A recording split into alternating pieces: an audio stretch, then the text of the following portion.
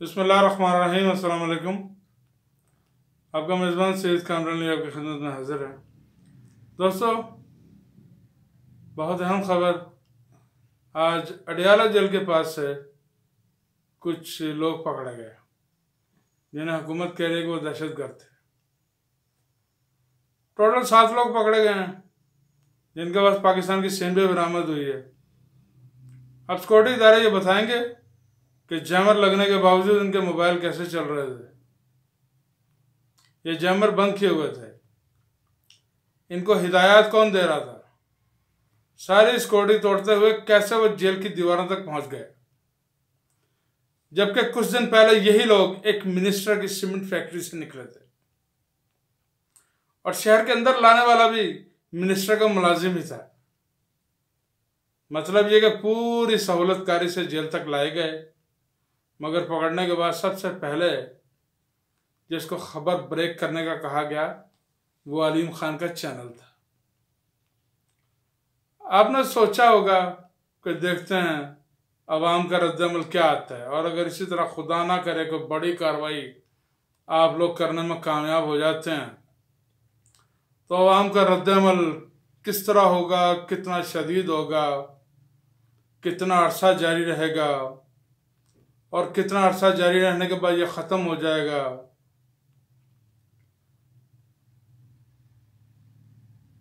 तो ये आपकी गलतफहमी है। अगर आप ये समझते हैं कि इस तरह की हरकतों से डरा कर आप खान को मनवा लेंगे, उससे झुका देंगे, तो ऐसा सोचना भी मत। बेहतर ये है कि अपनी नीच हरकतों से बाज आ जाएं और अपने आप को सरेंडर कर दें। वैसे भी आप लोगों की इज्जत बहाली के लिए बहुत टाइम चाहिए। जिन अमेरिकन को अपने खुश करने के लिए ये सारे ड्रामे रचाए हैं और बड़े अपनी तरफ से बड़ी चालाकियां दिखा रहे हैं और एक एलामिया भी जारी कर दिया कि हमारा इससे कोई ताल्लुक नहीं। ये तो आप पहले भी कहते रहे, हमारा सियासत से कोई ताल्लुक नहीं है, मगर सारे ताल्लुकात तो आपके निकले। और ये अमेरिकन आपका क्या हाल करेंगे आपको पता नहीं। ये अमेरिकन एक तरफ शह देते हैं कि ये काम कर लो, दूसरी तरफ उसी को मारने के लिए पहुंच जाते हैं। सद्दाम हुसैन की मिसाल आपके सामने है। सद्दाम हुसैन को खुद अमेरिका ने उंगली दी कुवैत पे कब्जा कर लो, और सद्दाम हुसैन को मारने के लिए खुद ही इराक पे चढ़ दौड़े। तो ये तो अमेरिकन का पुराना असूल रहा है। ये आपको कब माफ करेंगे? छोड़ देंगे? आपके समझते हैं आपकी ये चालाकियां, आपकी ये सहूलतकारियां। एपीएस में किसने सहूलतकारी की थी? महरान एयरबेस पे किसने सहूलतकारी की थी? उलड़ी कैंप के वाकई ये लोग भूल गए? हमूदुर रहमान कमीशन रिपोर्ट में किस किस को नॉमिनेट किया गया था? क्या किसी एक को भी सजा मिली? अगर उसी को आप लोगों को सजा मिल जाती तो आप लोगों की दीदा दलेरियां इस कदर ना बढ़ती। मगर आप लोगों को सजा देने वाला कौन है सिवाय अल्लाह के? तो अल्लाह की लाठी बेआवाज होती है। जब अल्लाह की गिरफ्त में आते हैं ना तो उसको लाश भी नहीं मिलती।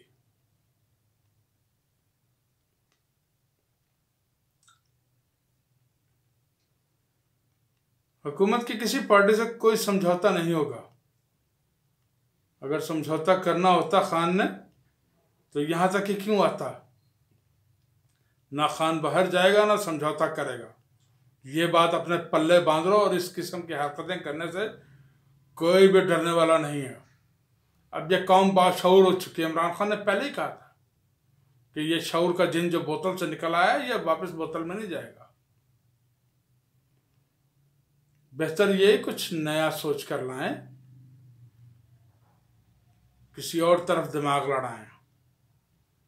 अवाम की नब्ज और जज्बात को चेक किया गया है कि अवाम क्या रिस्पॉन्स देगी।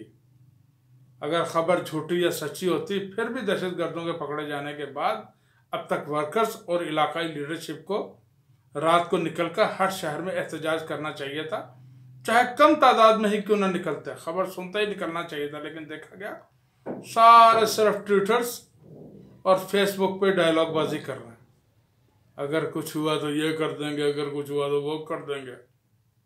अफसोस, आपका काम था खबर सुनते ही इलाकाई सतहों पर निकलकर शदीद एहतजाज करता है, ताकि रियासत और रियासत के पाले हुए और इनके ज़र-खरीद हुक्मरानों को यह खबर पहुंच जाती कि कौम जाग रही है। हर खबर पर शदीद एहतजाज होना चाहिए। ज़रूरी नहीं कुछ बड़ा हो तो आप जलाओ घेराव करेंगे। जिस तरह बेनज़ीर भुट्टो कत्ल हो गई तो 3 दिन तक मुल्क जलता रहा। क्या इसी किसी सानया के इंतजार में हो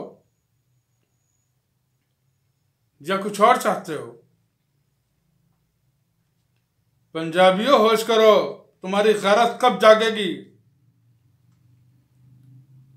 या फिर कोई रंजीत सिंह की तरह तुम्हें उखाड़ के रख दे, तुम्हारी जड़ें खोखली कर दे, तुम्हें जिंदा जमीनों में गाड़ दे?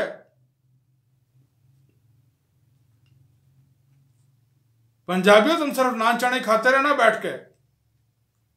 तुम्हारी शर्म गैरत तो मर चुकी है। टिकटॉक पे अपनी माए बहने बेटियां नचवाते रहो।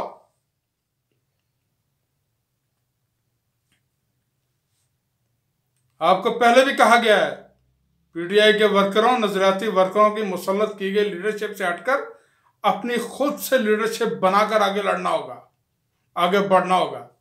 अगर आप सोचेंगे किसी की कॉल आएगी, कोई एहतजाज का कहेगा या पीटीआई के मीडिया सेल से यह ऐलान होगा, तो सब कुछ कंट्रोल्ड है। जो बोल सकते हैं वो इतना ही बोलेंगे जो आप सुनना चाहते हैं।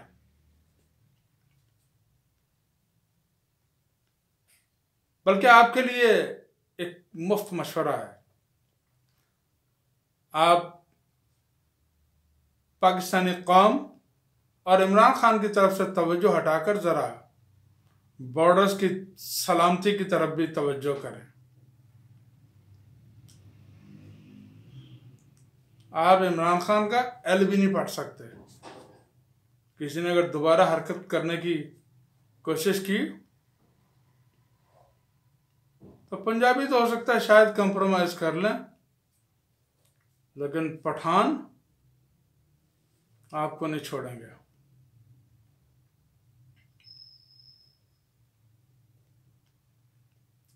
और ये लड़ाई चाहे अगले 10 साल तक लड़नी पड़े, ये लड़ेंगे, ये पहाड़ों के जवान लड़ेंगे।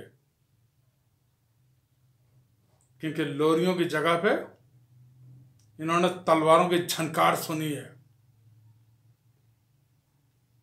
ये पैसों के लिए नहीं लड़ते। अफगानिस्तान में आपने देख लिया कितना अरसा इनको लड़ाई में इन्वॉल्व रखा।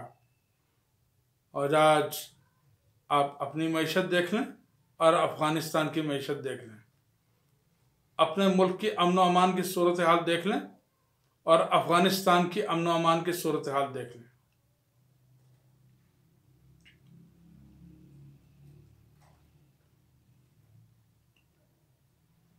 बाकी वही होगा जो अल्लाह को मंजूर होगा। आप जितनी चाहे कोशिशें और कार्रवाइयां करते रहें,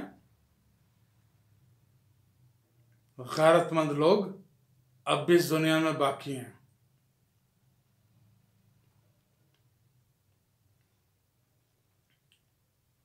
चलो ये भी छोड़ो, अवाम को सिर्फ इतना ही बता दो कि जो अड्डा कराची और अफगानिस्तान से स्मगल होने से रोका गया था, वो अब 9 माह बाद बुरी हालत में नवाज शरीफ की फोटो लगाने के बाद बोरियों में बंद होकर 2 दिन में मार्केट में कैसे आ गया। 30 अरब का चूना लगाया गया अवाम को। ये पहला कारनामा किया पंजाब हुकूमत ने इख्तियार में आते ही। वो तो वैसे भी उछलते फिर रहे हैं कि पंजाब तो अब हमारा कब्जे में आया, हम अब ऐसी की तैसी फेरेंगे पंजाबियों की। और पंजाबियों गैरत खाओ, नहीं तो डूब के मर जाओ।